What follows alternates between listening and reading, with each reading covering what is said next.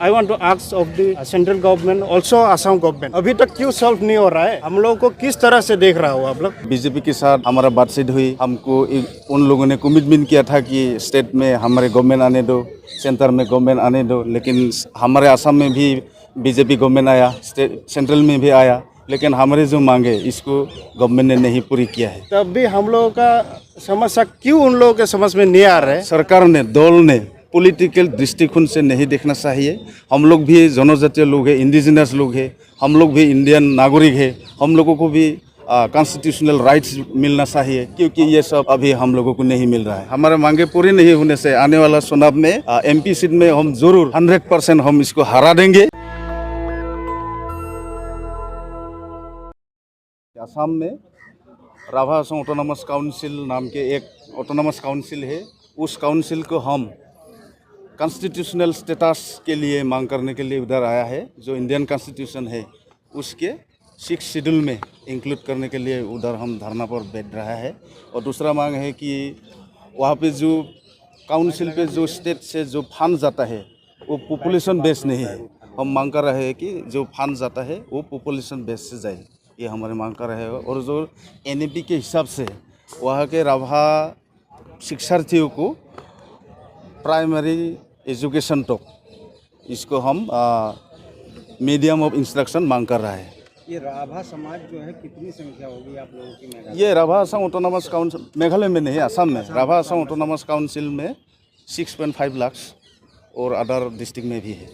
तो आपके कोई पार्लियामेंट मेंबर या विधायक? नहीं, अभी तक तो कोई पार्लियामेंट मेंबर नहीं रहा है। आप लोगों ने वहाँ की सरकार से कभी अपनी तकलीफ बताई? अब बताइए, ये मूवमेंट पिछले 20 साल से हम लोग कर रहे हैं और कांग्रेस सरकार से भी बातचीत हुई, वो लोग भी हमारा मांगे नहीं पूरे नहीं की। चुनाव के टाइम और पहले बीजेपी के साथ हमारा बातचीत हुई। हमको उन लोगों ने कमिटमेंट किया था कि स्टेट में हमारे गवर्नमेंट आने दो, सेंटर में गवर्नमेंट आने दो, लेकिन हमारे असम में भी बीजेपी गवर्नमेंट आया, स्टेट सेंट्रल में भी आया, लेकिन हमारे जो मांगे इसको गवर्नमेंट ने नहीं पूरी किया है।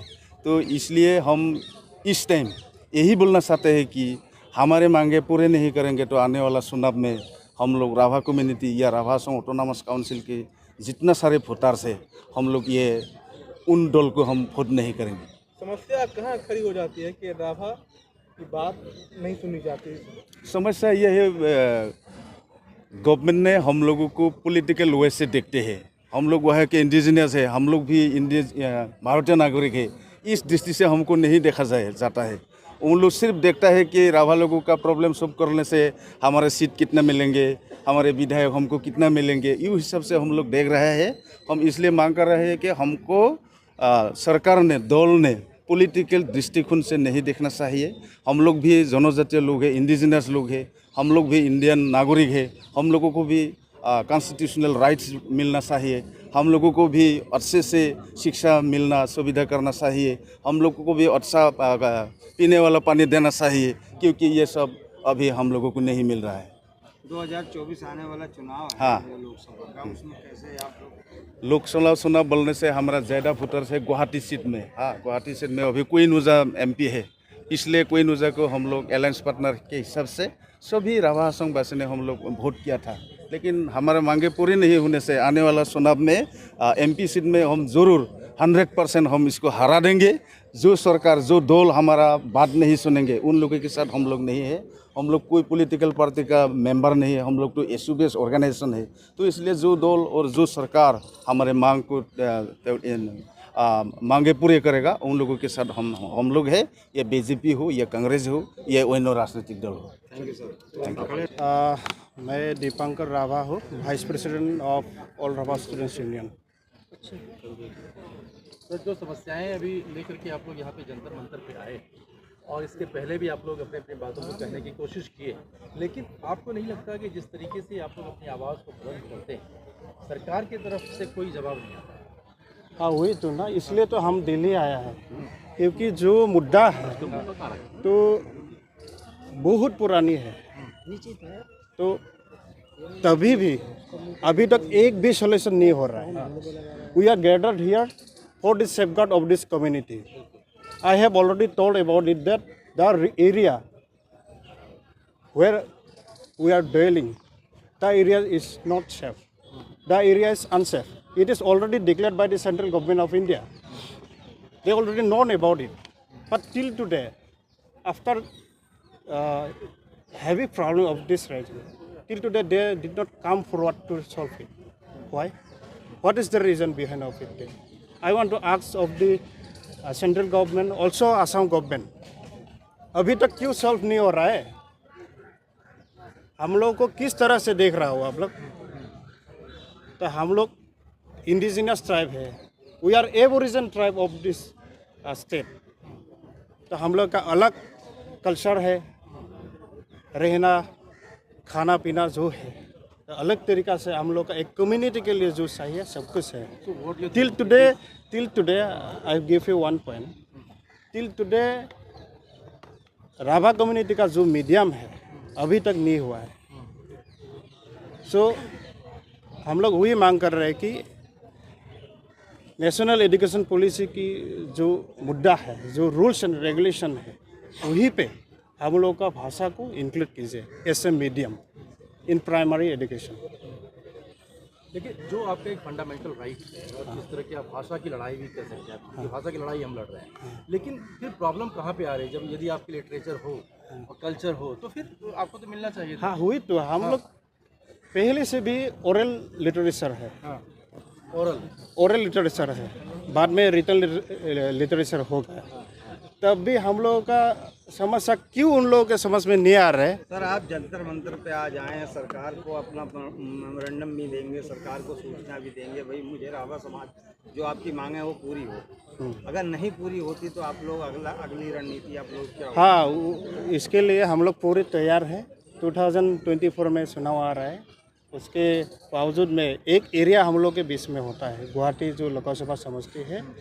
तो ये जो समष्टि है राभा पॉपुलेशन के वोटर्स पर फुल्ली डिपेंडेंट करते हैं. तो ये 100% कन्फर्म है, हम जैसे भी है उसको हराएगा.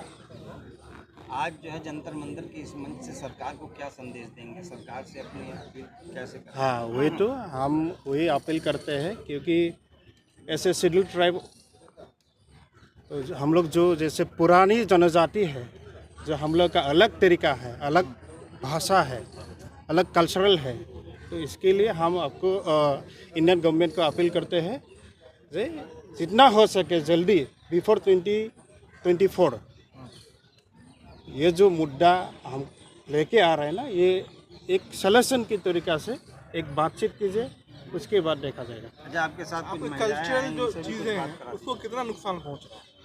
भारी नुकसान हो रहा है, भारी नुकसान हो रहा है. जैसे इसका कोई प्रिजर्वेशन है ही नहीं. तो हम लोगों का जो ड्रेस है वो प्रिजर्व नहीं करते, हम खुद प्रिजर्व करते हैं. सरकार की तरीका से वो प्रिजर्वेशन का कोई सिस्टम ही नहीं है, भाषा संरक्षण करने का कोई प्रिजर्वेशन सिस्टम ही नहीं है. तो खाने पीना चीज़ है, उसका भी कोई सोल्यूशन नहीं है. तो आपको इसमें क्या लगता है कि ये कोई पॉलिटिकल इश्यूज हाँ, है? हाँ. क्या पॉलिटिकल लोग आपकी चीज़ों का इस्तेमाल करके अलग जगह पे जाके अपनी कम्युनिटी बना रहे हैं, या फिर आप ही लोगों से बात करने में असमर्थ हैं? वो क्या आपको लगता है?